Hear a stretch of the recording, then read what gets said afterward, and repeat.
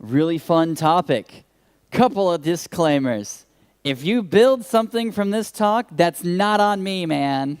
Like, you're totally in charge of your own destiny there.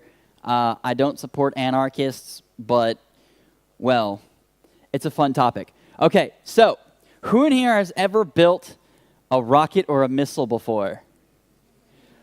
Yes, they're the terrorists. I'm kidding. Yeah, aircraft. Okay, so y'all have had some experience with that. It's a very fun thing. I figured out a way to make one in your backyard for less than $50 US. Okay, so a couple of quick challenges. When you're trying to deal with hacking something like a rocket or a missile or a hypersonic object, what do you think the biggest challenge is with that? Weight. Surprisingly, it's not the weight or the weight to power ratio. Yeah, it's not the power to weight ratio. Actually, yeah, that's exactly it. That's surprising. I'm surprised anybody got that. But yeah, it's actually getting it where you want it to be. Now, assuming you have a radar system to see it coming, the biggest issue with hacking an object like a missile or a rocket isn't the fact that it's super secure, because unfortunately it's incredibly exposed. It's actually catching up to it to actually be able to manipulate it. And so you have to have a variety of systems previously in place or ready to be in place. So humorously enough, most missile defense systems are actually pointed in the wrong direction. They always point them out. They need to be pointed inward, and you just need to fire from the other side. But yeah, that's a different issue. That's a defense problem, not mine. So when you want to build your own missile or rocket, which you're eventually going to try, what you need: shopping list. You need stump remover, potassium nitride specifically, so you can crush it up, grind it down, pulverize it, and then put it into a bowl of water to make it crystallize, and then grind those crystals down because it's now purified. You're going to need some rust, preferably red rust. It makes better solid-state rocket fuel, surprisingly. And then you need sugar. That's it. Oh, the secret to making a rocket is things you can find in your house by accident. Then we need to add a few more interesting ingredients. Start with the Raspberry Pi. A Raspberry Pi comes capable of everything you need in a missile controller. Like, it's astounding. You need a servo controller and a servo arm to control the fins for direction base. If you really want to get crafty, you can even build an AI and attach a camera to the head. And then you can actually identify objects and track specific objects. That's what I would recommend. That's what I did with my designs, which I never, ever built in the US, because that would be illegal. Really illegal. Like, DOJ Class 13 requirements, illegal. So, that being said, you can actually print the bodies. You can print the bodies. The only distinctive difference between a missile and a rocket is literally the shell design and intent. Missiles are generally designed to, blow things up, and rockets are designed to blow things up. But they can also be used for transport. So, yeah, for scientific purposes, you are building a observation rocket, if anyone comes asking, and it's for a science experiment. That seems to work. I don't know why. Unless they want to arrest a shitload of high school students.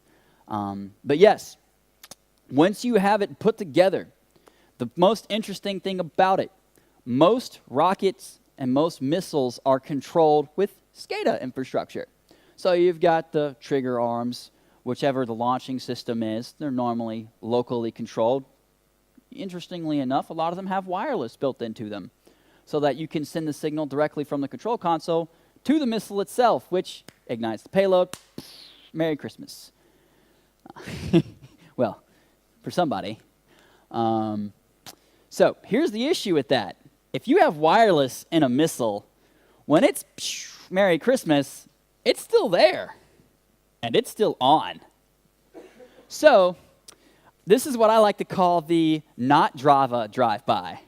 So when it's going, you can fire another one substantially closer by, and you can actually parallel park right next to another rocket or missile, because their proximity systems aren't designed to watch their sides. They don't watch their six. They watch the head-on. They don't look for anything behind them or beside them, which is crazy. I don't know why. I didn't build it. So, how these systems operate. There are two ways to control these things. If it is a smart system, it has built-in intelligence and can be controlled remotely, generally with a satellite communications feed.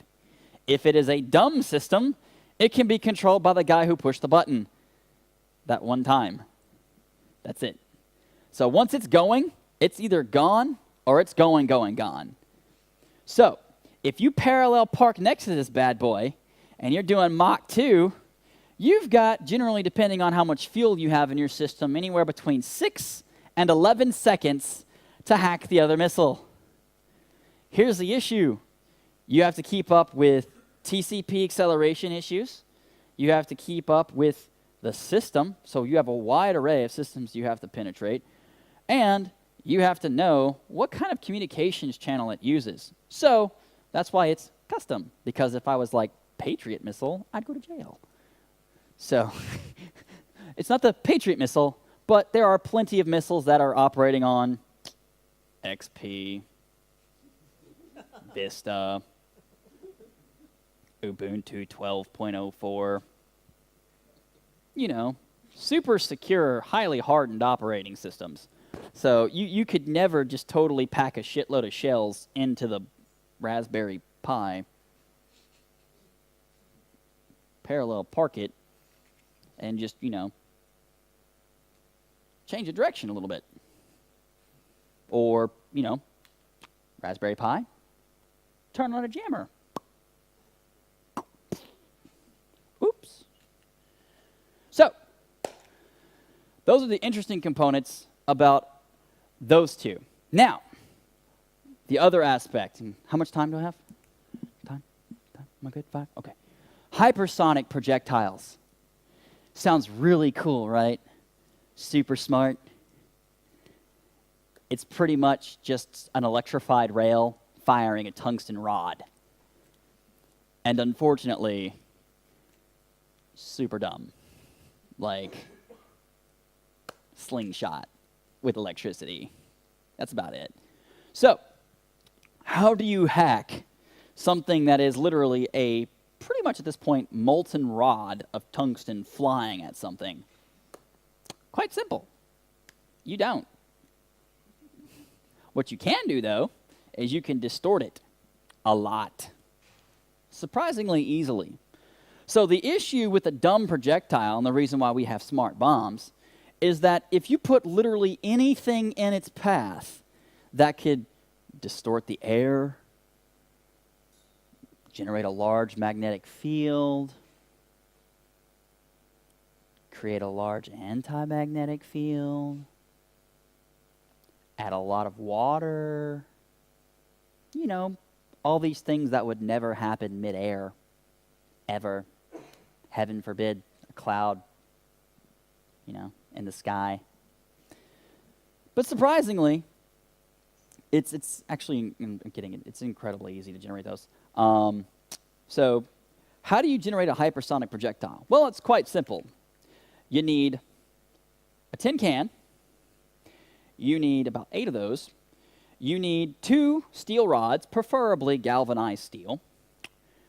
You need a steel rod that can roll. And you need graphene, which you can make from graphite lead sheets that you can buy at, well, a dollar store. And then you need 2 9-volt batteries, and you need some wire, which you can then use to generate your own graphene. And then from that, you can create a supercapacitor, which is one of the most advanced ones on the planet in terms of voltage.